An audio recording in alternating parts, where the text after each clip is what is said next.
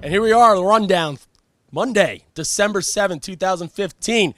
We got a new host. Why? Because David Portnoy is a freaking weasel and somehow scumbagged his way out of talking about the Patriots getting upset by the lowly, pathetic, miserable Philadelphia Eagles, who gave up 90 points in the previous two games, came into Foxborough and stamped down their dick on everyone's souls, and nothing could be better. So here I am, praising my glory. Yesterday was amazing. We'll go through all of it. I ended up in Southie at 4 o'clock in the morning with fucking Rear Admiral fucking doing God knows what. That guy, first of all, is get Ben Affleck to just start directing him right now because he is straight out of the town and Goodwill Hunting. I wish I had like a date here so he can like take me on a tour of the entire Boston area, and things would have been perfect. He's the perfect tour guide for Boston. But yeah, yesterday was amazing. Tailgate, as I said, we'll get into everything. But first topic, Dave Portnoy, Weasel. When he asked me to do, when he made that bet, 21 points down in the fourth quarter, that if the Eagles win the game, I'd be able to host a rundown. I was like, okay, you're an idiot. But I mean, he's kind of a genius. So he doesn't have to fucking talk about anything and defend his wall. I'm big. That was my first question: is when was that bet made? Because 21 points down in the fourth quarter.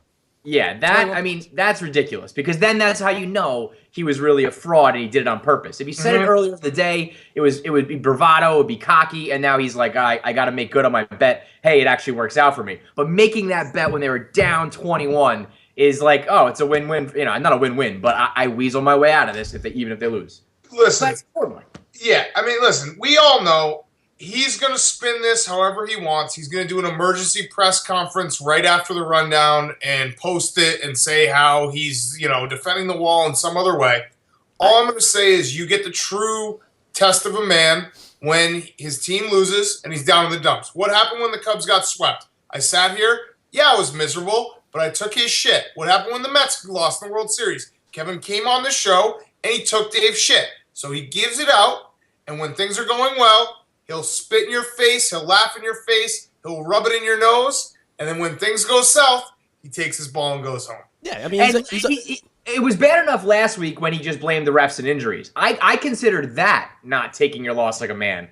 This, he literally ran away. He's not even here this time. He was up here. He wasn't even supposed to come to the office today. This is my first time in HQ, and we'll get into that fucking later. But he wasn't even supposed to come in the office, was here all day, didn't say a fucking word, left with Stella on the way out. And he was, like I was telling you before the show, like he was genuinely upset. I was like, hey, Dave, thank you very much for everything this weekend. All he said was, I hope the rundown goes miserable today. I was like, oh, yeah, funny. He's like, no, I really hope this is what happens to a grown man who stakes his entire life and worth on one football team. I mean, he crumbled all day, Smitty. At that tailgate, he was shook. He was rattled. You're catching passes on him. The Eagles he was still on cloud 9 in the fourth quarter. I've never met someone so fucking just out of it. Like you would. I assumed like when the cameras weren't around, like he would like come down to earth. No, it's the exact opposite. He was on the way. See, Smitty. Now you get it, and people don't understand. People get like at me and Kevin all the time, and they're like, "You guys got to stop with Dave. He's just a shtick." There is no shtick anymore. Nope. No, he's a bad person. And Portnoy are the same person. Maybe 2010. Maybe early on in the days of Barstool, there was 50-50 split. No, he's gone full Heisenberg. He's full Presidente. That's him now. Topics. Dave Portnoy and be like, yeah, my team lost, and I'll just do the rundown. A show that when things are going well, he says is so damn important that we get done every day. Yeah. Real important. Yeah, topics on the bus on the way there legitimately was between him and Fights and like Carabas, like all the Boston guys, where Patriots should literally have 7 Super Bowls right now. They should win 7 Super Bowls. And a quote on the way back, just to wrap everything up, Prez is just sitting there and just like, I still somehow think they're going to win this game. Like on the way back, after the game. That's literally what he said, which is outrageous. But I obviously had a great day. Kevin, thank you very much. Winning, beating the Giants really helps me out. Hey, Dan, I apologize. We had a very good Sunday, me and you together. We were both helping each other out. We did. Mr. Big Cat, I apologize. I know Blaine Gabbert is a lot to handle at home. Not sure what happened to Robbie Gold, if you want to get into it. I mean, I wrote the blog. It's probably for the better because I was letting the doubt. I was letting the thoughts creep into my brain that the playoffs could actually happen. And it wasn't going to happen. It was a very slim. They had to basically win out. So it's better that it happened now. Lose to the 49ers. That was a joke of a game. That was an embarrassment of an effort. And now I can just, whatever, pack it in for the. I mean, like, it just sucks. Do you think you're maybe the hottest 5-7 team in the league? You might be the coldest 5-7 team in the league, or you just that lukewarm? I'd have to look at all the 5-7 teams, but I'd say we're up there for. If you did a power ranking of all the 5-7 teams, I'd say the Bears are definitely in the top half. Hold on, keep talking. I'll look right now, and I'm gonna rank. I don't know. Sam Bradford just beat the best team on earth yesterday. You guys are 5-7. I mean, the Eagles literally, they can win out, and I wouldn't blink, and they can lose out, and I'd be like, oh yeah, that's the NFC. I don't get it. The NFC East is absolutely ridiculous right now. It's a dumpster fire when it's going good. It's an even worse dumpster fire when it's going poorly. Coughlin's a dead man walking. Kirk Cousins is like the best fucking quarterback in the division right now. It's insanity. Real quick, 5-7 rankings. I have the Bears as my number 2 5-7 team. The Eagles are 1. The Bears are 2. The Giants are 3. The Raiders are 4. And that's it. No, yes, that's it. 5-7 team. That was the rundown of the 5-7 teams. Oh, the Dolphins. The Dolphins are last. This is how bad the NFC East is. I wrote a blog last week, and I can genuinely see this happening. A 6-10 team is going to win that division. Like the way it turns out, a 6-10 team, and they'll win the first playoff game. Happened in Seattle when they were 7-9. Happened last year with Carolina when they were 7-1. Like they have to play each other enough. It's mathematically possible, but I think 7-9. Because I think they have to play each other, and like you guys got to get wins. No. There was a way that was logical that basically every team could go 6-10, and the Eagles would squeak their way. I mean, that was last week. That's when I had no hope and everything was done. Now I'm on cloud a million, and anything can fucking happen. They can roll through the regular season. You know what you're doing. Playoffs. You're looking at a guy, Dan, who just did what you're doing right now, like 2 weeks ago. Well, I mean, this is the thing. What else do I have to live for? No, that was Smitty. I have to admit, like the Bears going to Lambeau and Jay Cutler getting his first win in Lambeau was similar to the Eagles going to New England. I will say this though: that throw that Sam Bradford made on 3rd down to end the game. Absolutely. Like I've never seen Bradford do something like that. So he's been getting whipped all season and stepping up in the pocket and taking it like a man. He has been an above average quarterback this year. Is he the franchise? I don't know. I still think he needs more time, but he does not get enough credit for what he's doing, especially in Philly. Everyone fucking rags him all the time. I'd rather have him out there than anyone else.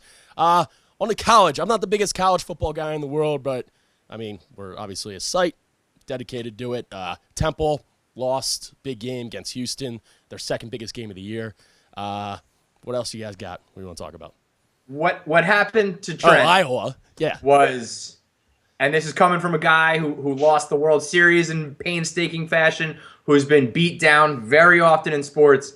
What was it? 9-minute, 22-play drive is one of the worst ways I've ever seen a team lose a game in all of sports, let alone football. That was one of the most impressive drives I've ever seen.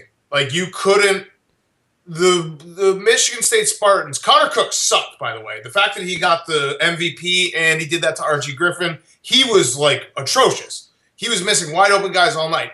But the Michigan State basically saying we're going to line up and we're going to run the ball every single time. They didn't even run play action. They were just like we're going to run the ball and get 4 yards every single time for the next 9 minutes. And there's nothing you can do. And then I've never seen anything like it. It was big boy football to the max. The final play, the touchdown to win it was the perfect, like it was so symbolic of that entire drive. Three guys tackled him and he still got in.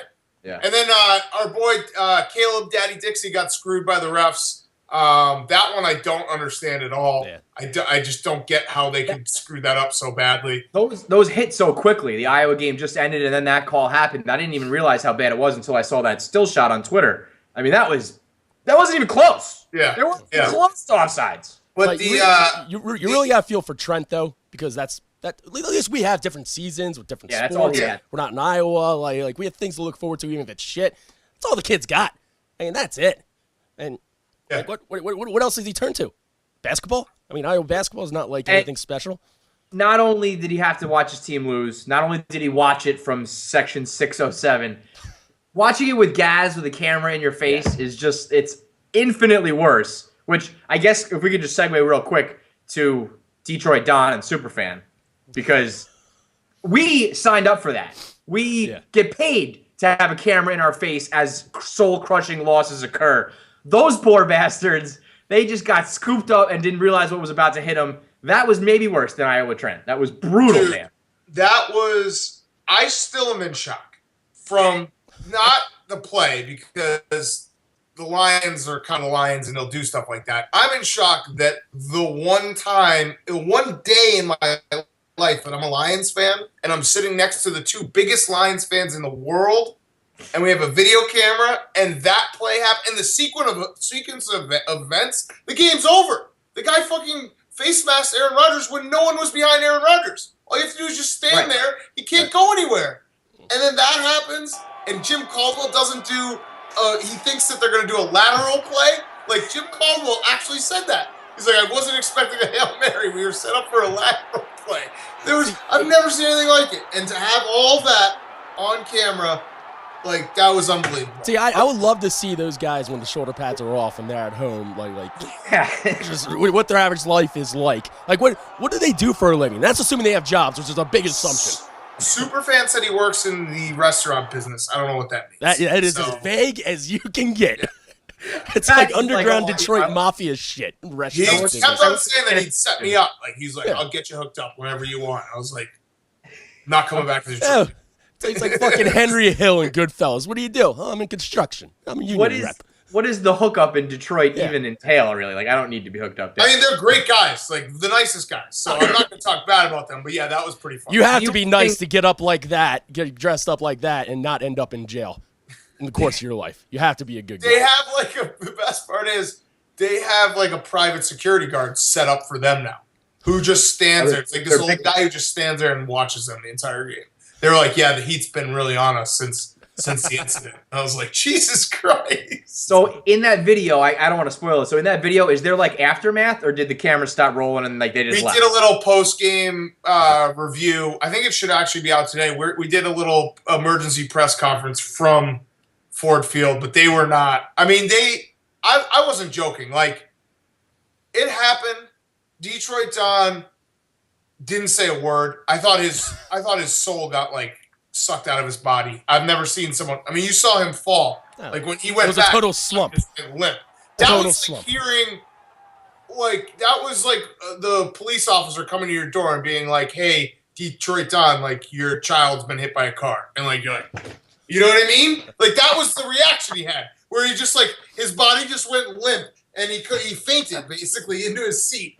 And Superfan was just mumbling the entire time. He's like, this is what happens when you're friggin' cursed. This is what happens when you're friggin' cursed. And I was just like, I was sitting there like, in my head, I was thinking this is the greatest video of all time. But obviously on my face, I did lose a shitload of money on the Lions. So at least I had that pain to deal with in the moment. Because I had them plus 3.5 and they ended up losing by 4 with that whole sequence of events. So yeah, you cracking a smile there would have really just it would have really just been the most disrespectful thing in the world of them.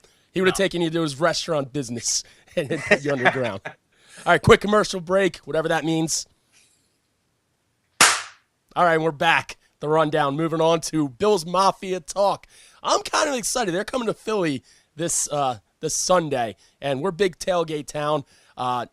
Obviously, the Bills are, tits of the town when it comes to that. I hope they travel well. I don't know what they're gonna do, but Big Cat, you want to go into what you saw? I think they will travel well. That was a month of pent up aggression there that they showed yesterday because they hadn't had a home game since the first week in November. And just to stop you real quick, that's crazy to me because somebody tweeted me like, what do the Bills play 10 home games already? It feels like I see Bills Mafia tailgates every single Sunday. Yeah. So it was unbelievable though. The folding the tables that we've seen that a million times. The shopping cart game I haven't seen played out like that where they were just it looked like they were just having fun. Like, oh, we'll throw the football around. Oh, Bobby brought a couple shopping carts, want to smash each other with them, and then the kids spitting, like cum swapping beer. That was, I thought it was a little too far, but at the same time, maybe it wasn't far enough. You can't really judge Bills Mafia. That's their deal. They can't just sit still and like tailgate like normal people. They have to be doing something crazy. And then finally, the people just straight up fucking in the parking lot, which was awesome. The chick looked pretty hot too. I mean, as far as Buffalo goes, that chick's a 12. Yeah, exactly. Yeah. I feel like they don't even need a football game in Buffalo. I feel like there's a bunch of guys who sit around like, why don't we just do this tomorrow? Let's just do this on like a Wednesday afternoon. Why do we have to wait till Sunday anyway? I don't think though, Dan. There was a time where I was jealous of Bills Mafia. Like, wow, that's a tailgate I've never experienced. The beer swapping, I was like, I'm out on Bills Mafia. I have to go to a tailgate. I was actually gonna go to one this year. Then Dave Portnoy, obviously our boss, has to undercut everything we do. So he went to he was like just showed up one day. I was like, oh, I'm doing a Bills Mafia video, like out of nowhere. So he did that. So I had to let a little time pass. I think we got to do it right though. I don't think we're gonna do it this year. I want to take the Dixie RV and park it outside of the stadium for like 3 days and just sit there and party and take video. Like put a GoPro on my face and just like let everyone in Buffalo smash me through a table for 3 days straight. I mean, you're right. You're right about one thing about these fucking people. It's not a hobby. That's a lifestyle. I mean, that's all it is. You are either in or you're out of the Bills Mafia. And I don't want to know what you have to do to get in to be considered one of the fucking Bills Mafia. Well, someone said it to me yesterday. They're like, we're allowed one honorary fan, and we gave it to you, Big Cat. And I was like, I like had a lot of tear in my eye. But now that's pressure. I mean, that's now you got to come swap beer. Your shoulders. Yeah. It's a lot of pressure. Last topic: former USC coach, Bruce Hound, Steve Sarkisian. How you pronounce it? Sarkisian. Yeah, that's a perfect fill. It's the Portnoy effect, just dropping off from the miniature ceilings. Complete booze hound, wasn't a good football coach. I think that's why he got fired. If he fucking was a good football coach, he could be drunk as a skunk all he wants, and they would have kept him. But what do you guys think? Now he's suing. Now that's the thing. Now he's suing USC for $30 million because he has a disease, which is alcoholism. Gotta sue, though.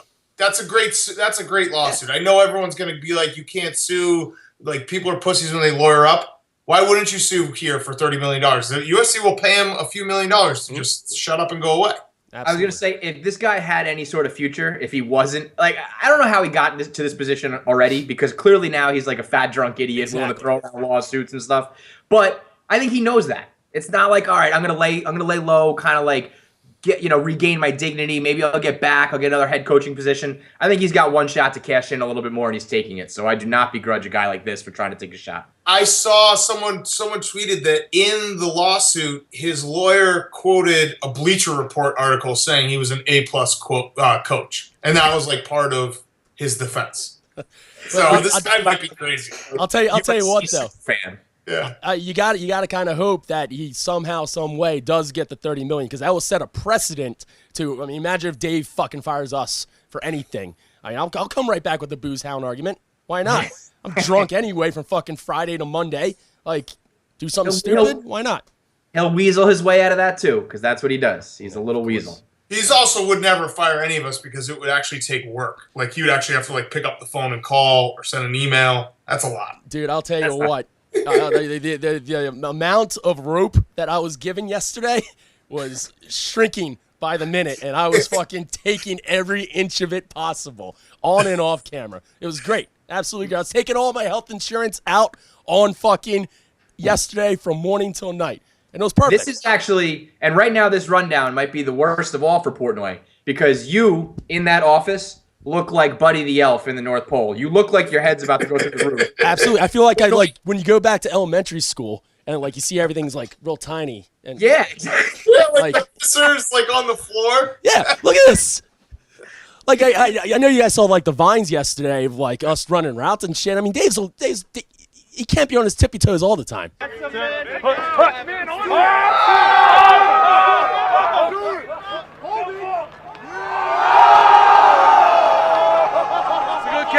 Good catch.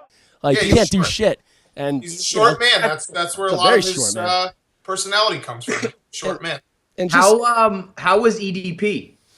EDP is the nicest kid in the world. The absolute nicest kid in the world. He goes from day to night like that when it comes to Eagles, but he's soft, he's quiet, he's basically a mama's boy that has an anger problem. And he doesn't drink. He doesn't drink at all. Wow. Which I feel like that's, and this is no offense to EDP, but I feel like if you're larger, like very, very large, not just me large, you just either eat or drink. Like you don't do both. You don't have time to drink. You know what I mean? Well, I was gonna say drinking's probably hard for a guy like that. It's like right. It's not worth it. He said he had a Jack and Coke when he first got here, and he was like too much, like too frazzled. He said he couldn't even stand. It's like, all right, man. When he was on the phone underneath his blanket. Who was he talking to? I don't know. Probably I don't know. Like Dave and I were talking. Like Dave's like, yeah, he does this full time, right? And I'm like, I have no idea. Like he does what full time?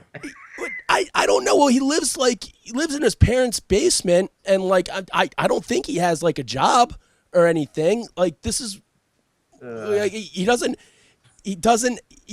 Dave said he asked for. I don't know if I'm getting too personal, but like Dave said he asked for money, like to come out here, and Dave's like, okay, well, what do you want? And EDP said, as much as you can give me. Great answer. Well, I mean, I side with EDP there because let's be honest. Dave flew EDP out here and he got you up there just so he could laugh in your face. Yeah. Like that's what he did. And it backfired. Who wanted to laugh in people's faces and do it for content. If the game had gone differently, not only would he be on the rundown right now, but there'd already be a video of him just like seriously laughing in your face. I didn't know this. Did he put up a victory blog before the game yesterday? And he deleted it? See, I think it's still up there. Yeah. Well, I mean, it was up there post game. I didn't see it, but that's a pussylicious move if I've ever seen it, like fanboy or not. Right, that's the thing. I mean, he's gonna say, "Well, we're injured, and all I care about is getting healthy." Well, you also wrote a blog being like, "We suffocated the Eagles and we beat them down." I'll tell you what, Gronk and Edelman, they're very, very important. They're only two guys. It's not like you lost Brady.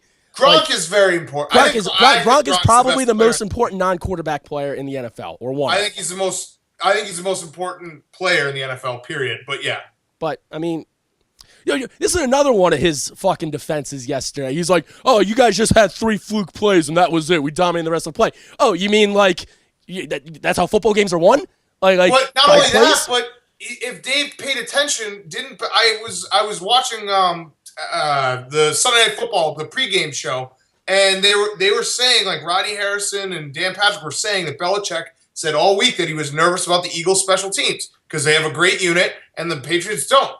And then that's exactly what happened. Like that's exactly what happened. So I mean, Dave just thinks that everything. He just thinks they'll just roll in and just do whatever and they'll win everything. And that Belichick drop kick was so fucking cocky. Yeah. You're just going for it on an onside kick 2 times in a row. It's cocky. There were 3 minutes left. They had 2 timeouts. Sam Bradford couldn't move the ball worth dick. Like just trying to go for it again and trying to grab it. Now, I mean, Lord Belichick will never be eviscerated, but I'll tell you what, Tom Brady had a bad interception in the red zone too. Just floated it up to no one. And it was bad. The question now is, are the Patriots in real trouble? Well, this is the thing. I was listening to Boston sports radio this morning, and it was the most interesting thing in the world. They acted like fucking they never won anything, and like the roof was crashing over their heads. I was like, try to walk a mile on my shit, man. Like this is fucking nothing. Are you kidding me? You lost a Week 13 game like on a fluke, basically. You're still going to be in the Super Bowl, and people are going nuts. They're not calling for Belichick's head, but they're saying fucking, oh, this is a disaster. We're never going to go anywhere again. We're never going to win anything. Like, come on, man. Like, relax a little bit. Well, to answer your question, Kevin, there's obviously Dave, if he was on this, he's laughed at me every single time I've even insinuated that there would maybe be a team that could challenge the Patriots. If the Patriots don't get a bye and they have to play 3 games and one of them's against the Jets or maybe the Steelers, I mean, and then they have to go to the Broncos or the Bengals, I know Dave will say, we don't care as long as we're, healthy, blah, blah, blah. That's not an easy road. It's much harder than you're used to. Well, I mean, they already lost against Denver. Yeah. Denver's defense, especially at home, can't beat anyone. Can beat anyone. Yeah, the national, and this is something that we wouldn't be able to talk about with Dave on, so we'll talk about it here. But the national game of the facts week, and reality. the national game of the week in Chicago was the Saints Panthers. Cam Newton's the best quarterback in the NFL right now. I mean, his receivers fucking suck. Yeah, besides Olsen, besides our boy Greg. Yeah, what? Besides Greg Olsen, I mean, he's obviously a star. Yeah, Greg Olsen's awesome, but like if you want to talk about having no one to throw to, those wide receivers. Yeah. Like Jericho Cotry, I thought that Philly guy fucking Brown. Yeah. Like, granted, those at least against the Eagles, those receivers were making plays. God knows how, but you're exactly right. Panthers don't necessarily scare me, but not me, but like I don't see them going undefeated. But I was looking at their schedule; they absolutely could go undefeated the way they're playing.